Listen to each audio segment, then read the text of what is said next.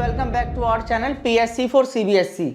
और जो हमारा चैनल है प्यारे विद्यार्थियों, इसके अंदर हम कर रहे हैं अपना जो लेक्चर है social science class 10 chapter number 3 history का ये चैप्टर है और चैप्टर का टाइटल है भूमंडलीकृत विश्व का बनना।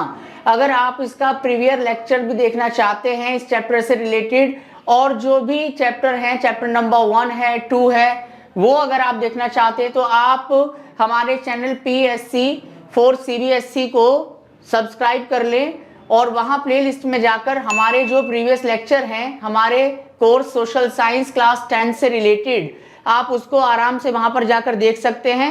और इन वीडियो की जो पीडीएफ है वो आपको हमारे टेलीग्राम चैनल पर मिल जाएगी, जिसका लिंक डिस्क्रिप्शन में दिया हुआ है। वहाँ फ्री ऑफ कॉस्ट आप वहां से जाकर पीडीएफ ले सकते हैं। ठीक है, तो आइए अब हम अपने लेक्चर की शुरुआत कर देते हैं। नव अंतरराष्ट्रीय आर्थिक व्यवस्था यानी कि new international economic order NIEO, ये न्यू इंटरनेशनल इकोनॉमिक ऑर्डर है और इसमें क्या है उसके बारे में हम देख लेते हैं। अधिकांश विकासशील देश, विकासशील वह देश हैं जो अभी तक अपना विकास पूरी तरह से नहीं कर पाए। अधिकांश विकासशील देशों को पश्चिम के देशों के विकास से कोई अत्यधिक लाभ नहीं हुआ, क्योंकि देखिए पश्चिम के देशों ने जो विकास किया तो वो तो पश्चिम के देशों का विकास ही तो हुआ, वो विकासशील देशों को थोड़ी उसका कोई लाभ हुआ। तो विकासशील देश तो पिछड़े के पिछड़े ही रह गए और आगे कौन बढ़ गए? आगे बढ़ गए पश्चिम के देश। इसलिए उन्होंने स्वयं को यानी खुद को समूह 77 यानी कि ग्रुप 77 के रूप में संगठित किया। देखिए ये जो जी है तो जी का मतलब क्या है? ग्रुप, और 77 यानी कि 77 इसमें कौन होंगी? 77 इसमें कंट्रीज होंगी, देश होंगे। और ये वो सारे देश थे जिनको G77 में शामिल किया गया या फिर समूह 77 जिसको कहा जाता है। इसमें वह सारे देश थे जो विकासशील देश थे, जिनका अभी पूरी तरह से कोई भी डेवलपमेंट या विकास नहीं हुआ।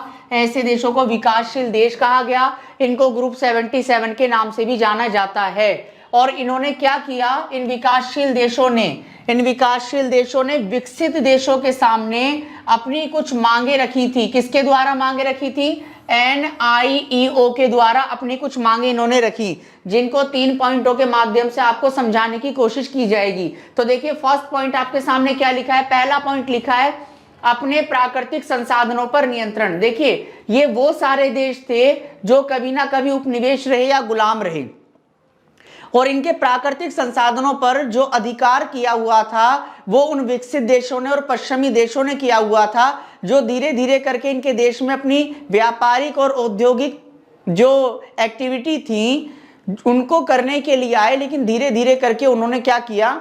इन देशों को अपना गुलाम बना लिया और इन देशों के प्राकृतिक संसाधनों पर अपना अधिकार कर लिया और उनको अपने फायदे के लिए, अपने हितों की पूर्ति के लिए इस्तेमाल करने लगे। लेकिन इस NIEO के माध्यम से जो अल्प विकसित देश है उन्होंने विकसित देशों के सामने अपनी पहली प्रमुख मांग ये रखी थी कि जो नेचुरल रिसोर्सेज हैं जिन पर गुलाम बनाकर या जिनको उपनिवेश बनाकर अभी तक विकसित देश या पश्चिम के देश इनका इस्तेमाल कर रहे थे, अब इन प्राकृतिक संसाधनों पर पूरा का पूरा नियंत्रण, पूरा का पूरा अधिकार उन विकासशील देशों का होना चाहिए, जो अब तक नहीं था या उनसे छीना गया।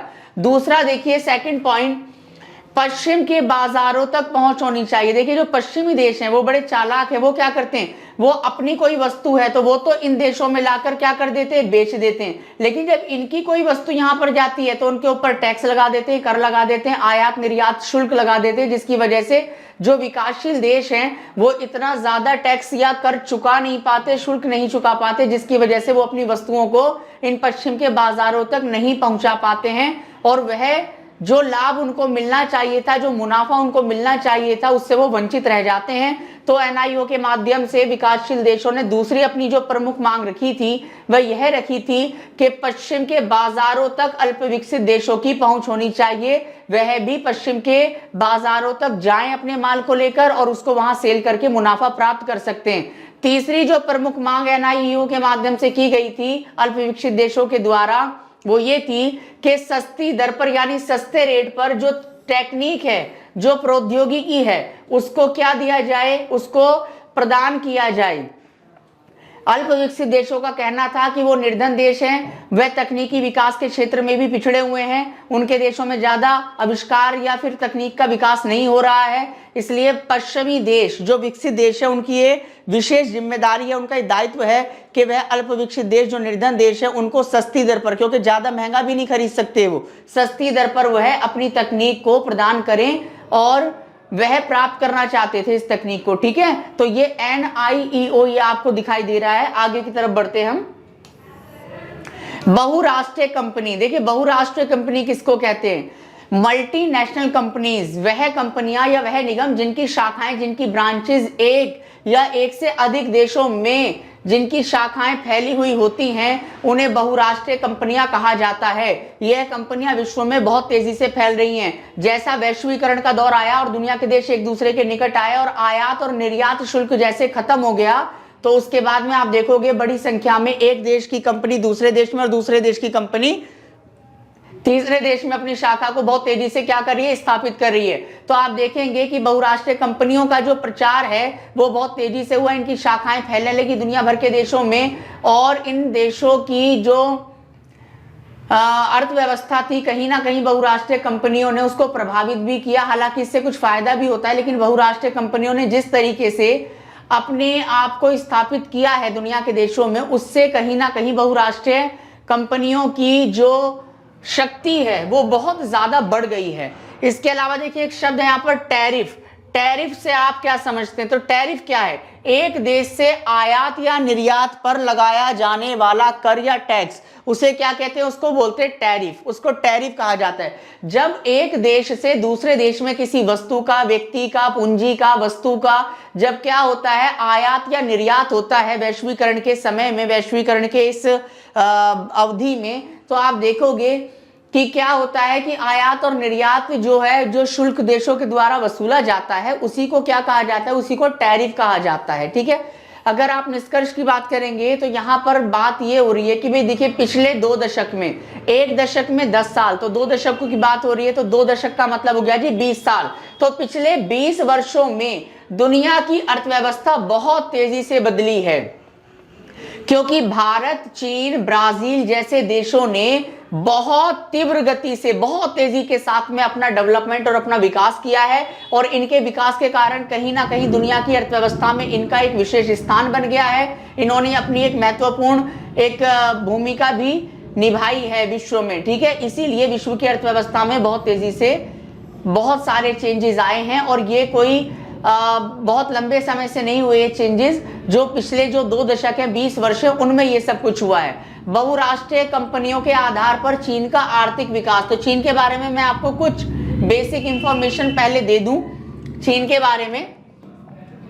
देखिए जो चीन है, चीन 1949 में क्या हुआ था? चीन 1949 में स्वतंत्र हुआ, और जब स्वतंत्र हुआ तो इसने क्या किया? इसने एकांतवास की नीति को अपनाया, यानी इसने अपने आप को अलग रखा और दुनिया के पूंजीवादी देशों के साथ में अपने संबंध तोड़ दिए। और आप देखोगे कि इसलिए आयात और निर्यात ये बहुत कम कर रहा था दुनिया के देशों के साथ में, क्योंकि एकांतवास का मतलब है अपने आप को बिल्कुल दुनिया के मामलों से अलग कर लेना, और चीन ने ऐसा किया भी, खासकर पूंजीवादी देशों से तो बिल्कुल इसने अपने संबंधों को तोड़ दिया। अब भाई जब देखिए दुनिया के देशों के साथ में अपने संबंधों को इसने समाप्त कर दिया, तो ये क्या हुआ भाई? जो इसके पास में संसाधन उपलब्ध हैं, जो भी संसाधन होंगे इसके पास में, उन संसाधनों के बल पर ही इसने अपना डेवलपमेंट करना क्या किया? शुरू किया, और ये अपना अच्छा विकास कर भी रहा था। आप देखोगे 5 से 6% तक इसकी जो थी वार्षिक विकास वृद्धि दर थी, इतनी अच्छी तेजी से 5 से 6% की विकास वृद्धि दर के साथ में आगे बढ़ रहा था, शानदार प्रगति कर रहा था। लेकिन आप देखोगे कि इस सब के बावजूद भी ये विकास में पिछड़ गया। क्यों? क्योंकि आपको पता है दुनिया का सबसे अधिक आबादी वाला देश चीन है, और जब चीन में जनसंख्या बढ़ी तो बढ़ती हुई जनसंख्या ने चीन के द्वारा जो भी विकास किया गया, जो भी औद्योगिक और आर्थिक विकास किया गया, उन सब पर पानी फेर दिया। और जब उन सब पर पानी फेर दिया तो आप देखोगे कि बहुराष्ट्रीय कंपनियां, चीन की बात की जा रही है, तो जब पानी फिर गया तो चीन मजबूर हो गया, और चीन ने क्या किया? चीन ने अपने देश में नई आर्थिक नीति को लागू किया, और इस नई आर्थिक नीति को लागू करने का परिणाम आप देखोगे क्या हुआ चीन बहुराष्ट्रीय कंपनियों के लिए निवेश का एक पसंदीदा स्थान बन गया। कैसा स्थान बन गया? पसंदीदा।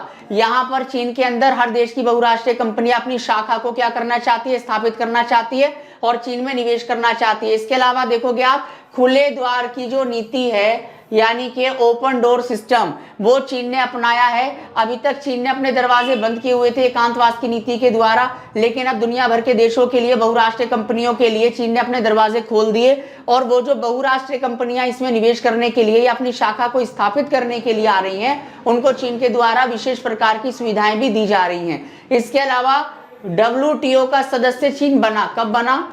2001 में बना WTO का सदस्य। और WTO का सदस्य बनने की वजह से चीन को भी काफी फायदा हुआ। WTO के बारे में यदि पूछेंगे तो WTO हिंदी में क्या कहते हैं? विश्व व्यापार संगठन, इंग्लिश में कहते हैं WTO। WTO की फुल फॉर्म है वर्ल्ड ट्रेड ऑर्गेनाइजेशन। स्थापना कब हुई थी? स्थापना हुई थी इसकी 1 जनवरी 1995 में। इसका मुख्यालय कहां पर है? जेनेवा में। जेनेवा कहां पर है? जेनेवा है जी आपका स्विट्जरलैंड के अंदर।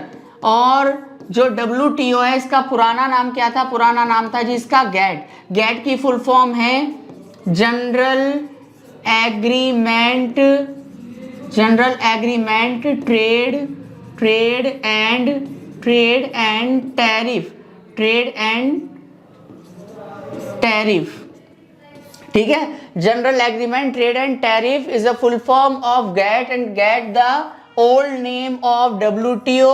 WTO set up in 1 January 1955, the full form of WTO World Trade Organization, ठीक है, where situated the headquarter of the WTO Geneva, Switzerland, ठीक है। और हिंदी में क्या कहते हैं उसको? विश्व व्यापार संगठन कहा जाता है। और विश्व व्यापार संगठन का सदस्य बनने के साथ में आप देखोगे कि चीन की जो अर्थव्यवस्था है वो दुनिया की अर्थव्यवस्था के साथ में जुड़ गई। तो ये सब आपको दिखाया इस वाले जो वीडियो के अंदर। हमने जो हमारा चैप्टर नंबर 3 था हिस्ट्री का, जिसका नाम था भूमंडलीकृत विश्व का बनना, उसका हमारा लास्ट लेक्चर था जो आप तक पहुंचाया गया है। और अगर आप इसको और अच्छी तरीके से समझना चाहते हैं तो आप प्रीवियस लेक्चर को हमारे चैनल PSC for CBSE पर जाएंगे और वहां पर आप प्लेलिस्ट में जब देखेंगे तो इसके प्रीवियस लेक्चर आपको वहां से मिल जाएंगे। इसका PDF अगर आप लेना चाहते हैं फ्री ऑफ कॉस्ट, तो उसके लिए आपको हमारे टेलीग्राम चैनल के साथ में जुड़ना होगा। हमारे टेलीग्राम चैनल का जो लिंक है वो डिस्क्रिप्शन में दिया हुआ है, वहां से जाकर आप हमारे टेलीग्राम चैनल को ज्वाइन कर सकते हैं और वहां आप काफी बेनिफिट ले सकते हैं वहां जुड़ने के बाद में। ठीक है, तो मिलते हैं आपको अगले लेक्चर में इसी चैनल के ऊपर। नाम है PSC for CBSE।